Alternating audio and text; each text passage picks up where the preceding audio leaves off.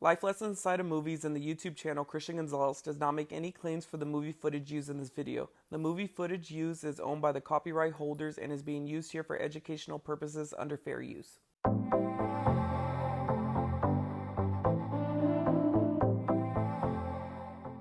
Hello ladies and gentlemen, I'm Christian Gonzalez and welcome to Life Lessons Inside of Movies. And for this episode, we got a movie that was released in 2017 or in 2018, kind of depending on where you live at, The Greatest Showman. So to give you guys a quick recap of this movie, this is going to be your one and only spoiler warning throughout this entire video.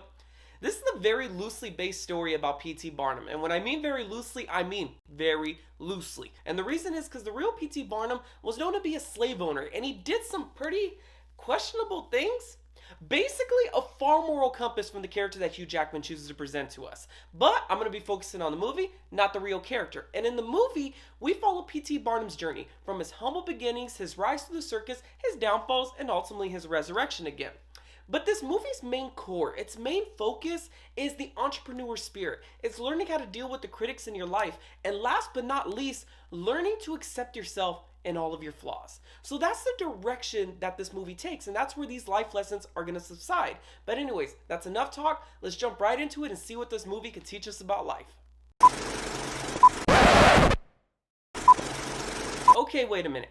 I would be remiss if I didn't talk about the real P.T. Barnum for a second. So coming at the number one life lesson, and remember, not all life lessons are meant to be nice. There's a lot of life that's very harsh and very mean, but you do got to be aware of it. So when you look at a lot of companies that have stood the test of time, companies like Apple, McDonald's, Disney, these are companies that have been run by men with the vision, but also you can make a case that these are very hard and mean individuals. If you look at Apple, a lot of people said that Steve Jobs ran Apple like a totalitarian dictator, not to mention the whole issue that was going on with the sweatshops. Now, if you look at McDonald's, Ray Kroc literally stole the idea of McDonald's from the McDonald's brothers. Again, not to mention the whole idea that we all know of, does McDonald's use real products in their food? McDonald's even sell real food. What part of the chicken is a chicken nugget? What's in your chicken nuggets? That pink slime.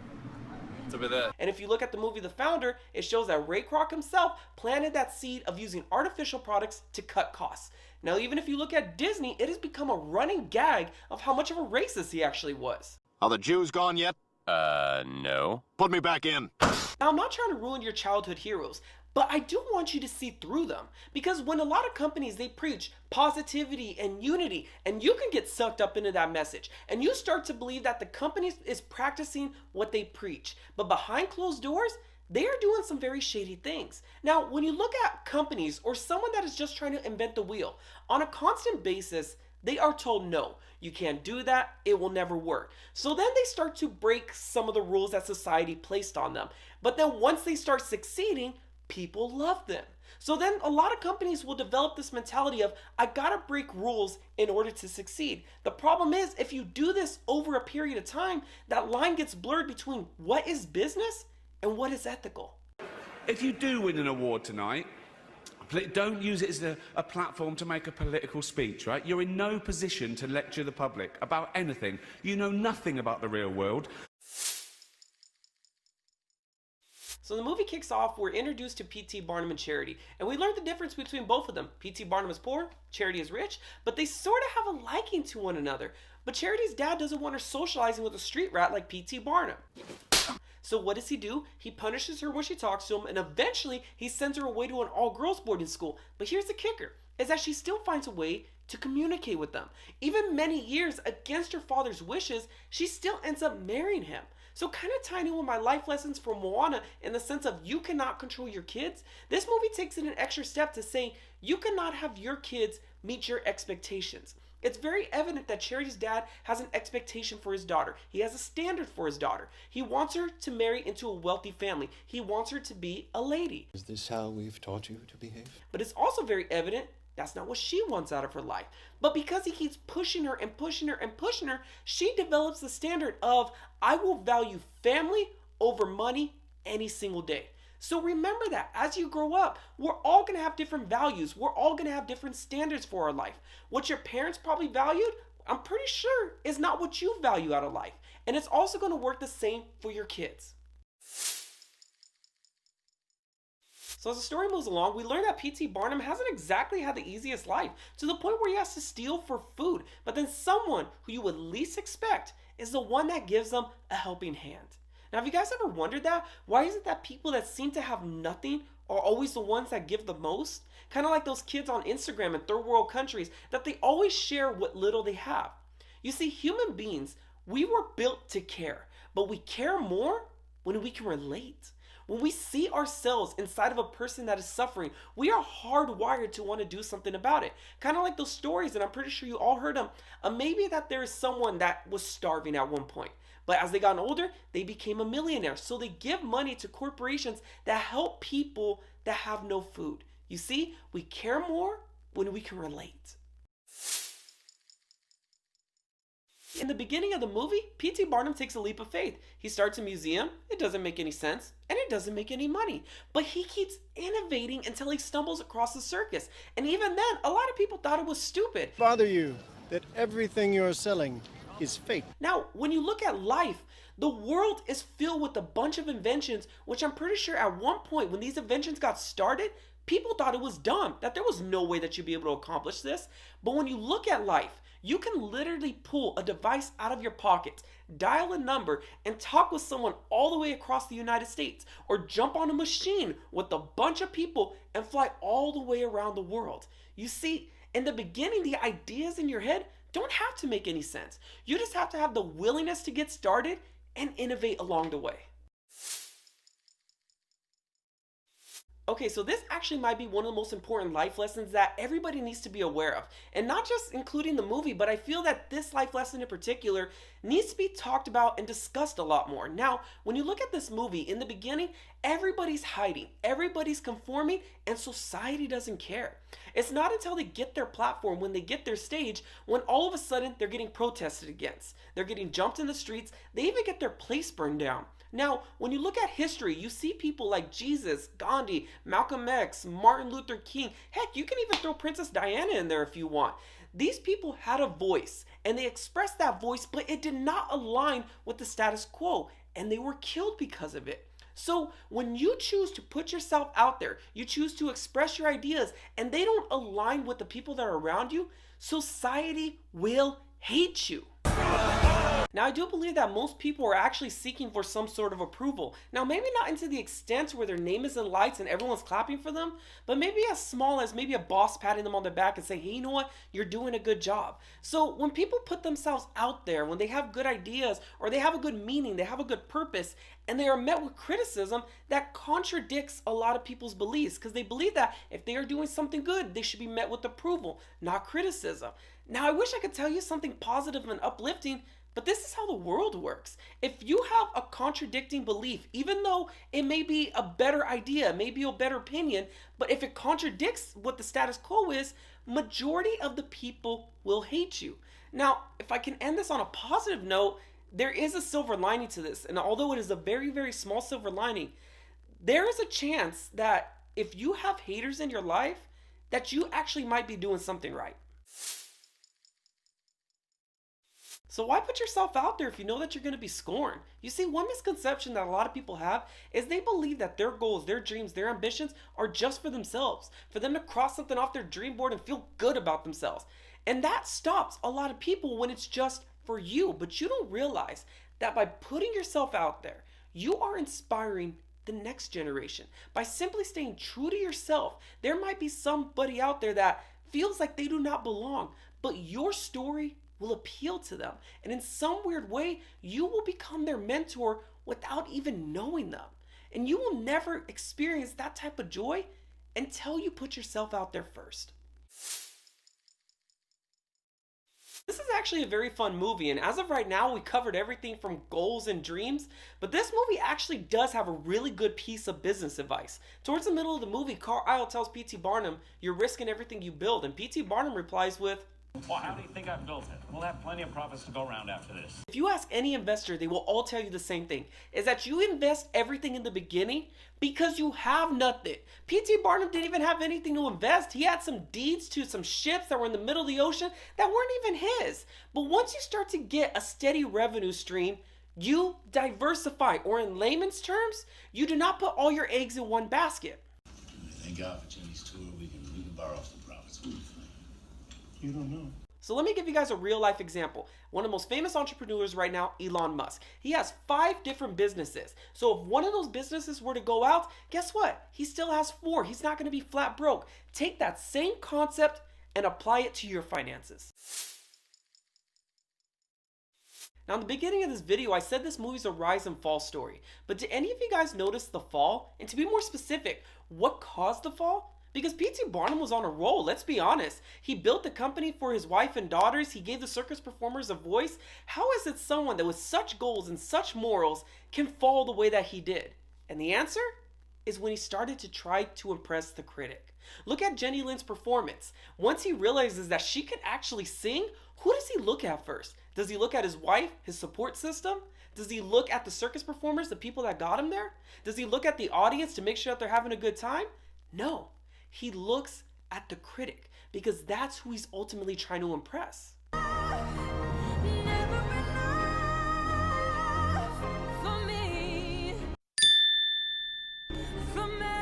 What's an important lesson inside of this is that we are all going to have critics in our life, and it doesn't have to be a reporter. Sometimes the critics in our life can come from spiteful family members, friends, it could come from maybe the community. Now, if all they are is a critic, that is fine. Use it as motivation for someone that is doubting you. But once you let them start to corrupt your character, and you start to change things about yourself, all to impress them, I don't care who you are, that will always lead to your downfall.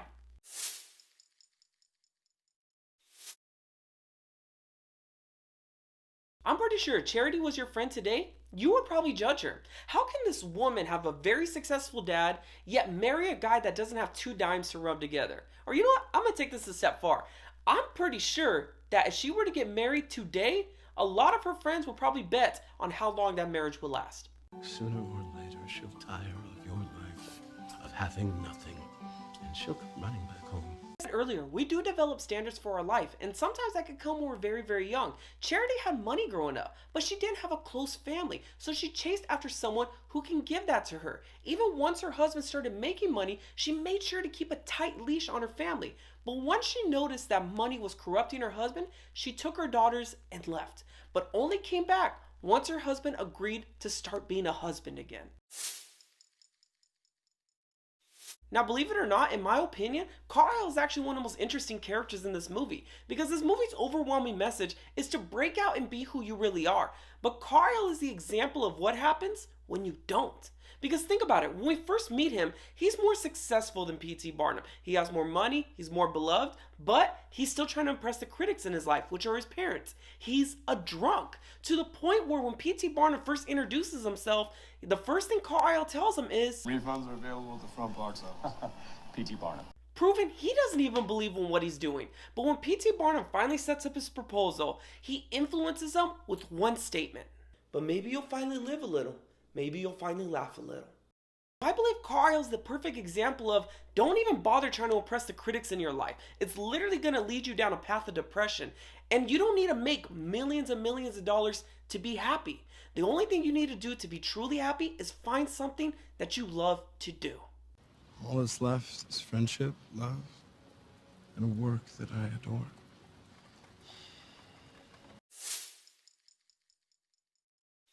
Now there's this saying that goes, you could take the kid out of the country, but you can't take the country out of the kid. And even in a harsher way of saying it, you could take a kid out of the ghetto, but you can't take the ghetto out of the kid. When we first meet P.T. Barnum, he's struggling to find his footing in life. But then once he finally feels like he made it, he's successful. Right after Jenny Lin's performance, he confronts Charity's dad to shove his success into his face. But notice how Charity's dad checks him with one statement. All that fortune is still just the tailor's boy. Get out. You see, P.T. Barnum came from humble beginnings, and he developed this big chip on his shoulder. Now, yes, in life, this is where a lot of your motivation is going to come from. P.T. Barnum used this motivation to provide a life for his family that they won't be looked down upon the way that he was. My father was treated like dirt. I was treated like dirt. My children will not be. But as you grow up, as you evolve, you got to realize at some point that you are not that same person that you once were. Now, I know a lot of entrepreneurs and self-help gurus may actually disagree with me on this because they always preach never be satisfied, always be hungry. But you got to ask yourself this. Are you doing something because this is your passion, or are you doing it to compensate for something? You see, P.T. Barnum getting triggered by the word the tailor's boy proves that he still looked at himself as a tailor's boy. He hasn't realized in his head that he's made it, that he's successful, that he's not that same person. Now, I believe that there are a lot of millionaire billionaires out there that they operate like this, that they make so much money because they do compensate for something. Maybe at one point in their life, people looked at them a certain way, so they felt like they had to go out into the world, plant their flag, and do something with their life. Now, the problem with living your life like this is you can have all the trophies on the wall, you can have all the money in the bank account, you are still going to live a depressed life, just like our next character. Jenny Lynn actually might be one of the worst tragedies that can ever happen to someone. You see, when we're first introduced to her, everyone literally steps aside for her to walk right up the middle. In the Queen's Palace, may I remind you. And then she has this reputation for being one of the greatest singers. But then we also hear her sing. And she sings a song called Never Enough. And you start listening to the lyrics and the audience starts to realize, oh, this is someone who's entitled. This is someone, because they have a great singing voice, the world's been handed to them on a silver platter. But then during the after party, she tells P.T. Barnum that she was born out of wedlock. I was born out of wedlock, and that brought shame upon my family. And life always manages to remind me that I don't deserve a place in this world, and that leaves a hole that no ovation can ever fill. She still looks at herself like a shameful baby, rather than someone who has done extraordinary things with their life. But then once she makes an advancement towards P.T. Barnum and he rejects her, you start to see her crack. Never be enough.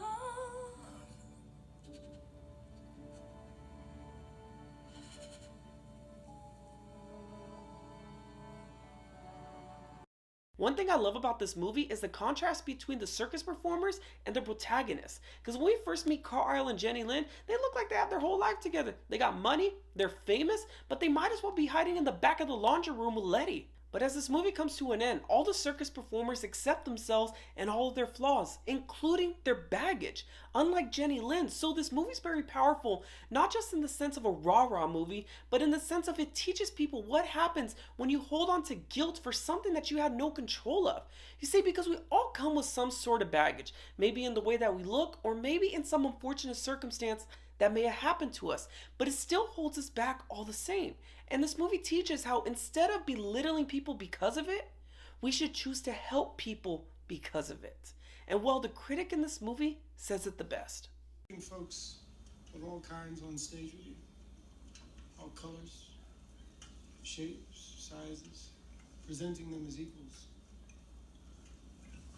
Or another critic might have even called it a celebration of humanity. Now, I'm going to be perfectly honest with you guys, I just might be overthinking this one. But there's a scene in the movie where the circus goes up in flames, Carlyle's in the building, and P.T. Barnum has to make a choice, whether to go in and save him or stay with his family. Now, the more and more that I listen to people that are 20 plus years my senior, the more and more that I read and listen to autobiographies, I start to realize that every single one of us is going to have that life or death situation in our life to where we're going to have to make a decision. We are going to have to act. There's a part in the movie where he looks at his wife knowing there's a great possibility that he might die, and he has to make that decision. Now, to believe that nothing like this will ever happen to you in your life is very, very naive. Life in this world, it's chaotic, it's crazy. So you have to be prepared for it. You have to keep your body prepared for it. You have to keep your mind prepared for it, because in some unfortunate circumstance, if it is your family, God willing it's not, you have to be ready to act. So I just want to point that one out.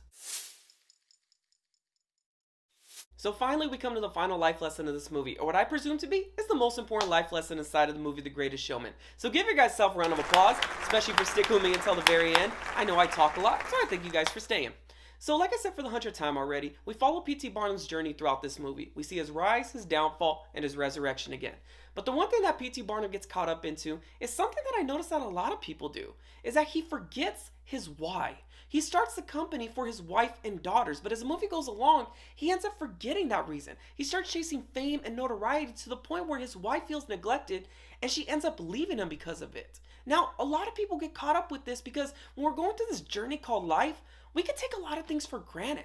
We don't pay attention to the things that we should be paying attention to. Instead, we focus on all these artificial things. But what I love about this movie is the way that it wraps it up. When he realizes that he wants to be there for his wife and kids, and he realizes the mistakes that he's made. He relinquishes the reins to CARLYLE, and CARLYLE tells him, What will you be doing? he replies with, Watching my girls grow up. The show must go on. So then he goes, he sits with his wife in the auditorium, and he has his wife in his arms, he's looking at his daughters perform, and we're given the final life lessons to this movie. As the camera fades to black, P.T. Barnum says, It's everything you ever want. It's everything you ever need. It's here, right in front of you.